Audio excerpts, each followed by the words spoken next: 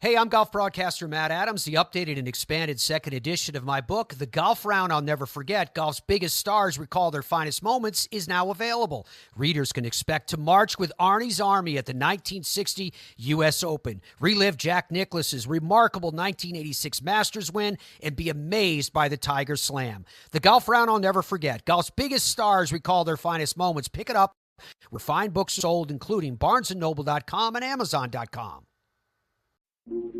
This day in sports history.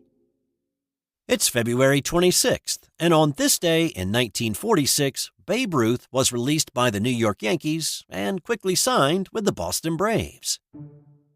Babe Ruth had just turned 40 3 weeks earlier, and he was definitely on the tail end of his career, but the Boston Braves thought he had a few more years left in the tank.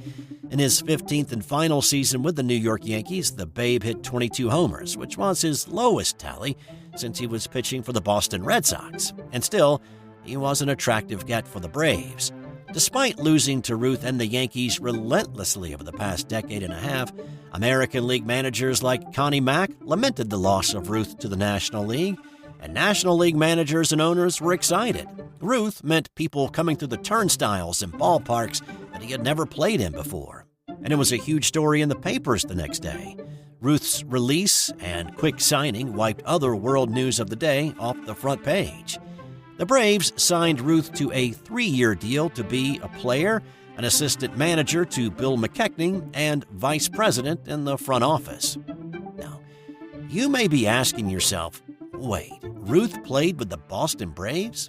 I don't remember that. Well, that's probably because it didn't last very long, and the time he spent there did not go very well. He only played 28 games, hitting .181 with 6 homers in that time.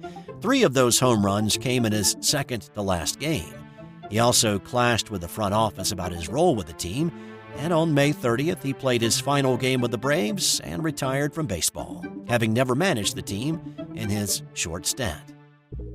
Also on this day in 1989, Tom Landry was fired as the head coach of the Dallas Cowboys. After 29 seasons of walking the sidelines in his trademark fedora, winning 2 Super Bowls and 60% of his games in that span, Landry was shown the door. His firing came the day after Jerry Jones bought the team, taking over as general manager in the process.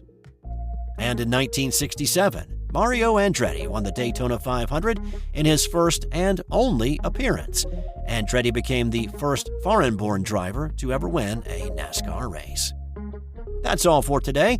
If you have a moment, how about leaving a 5-star review on Apple Podcasts? That would be greatly appreciated.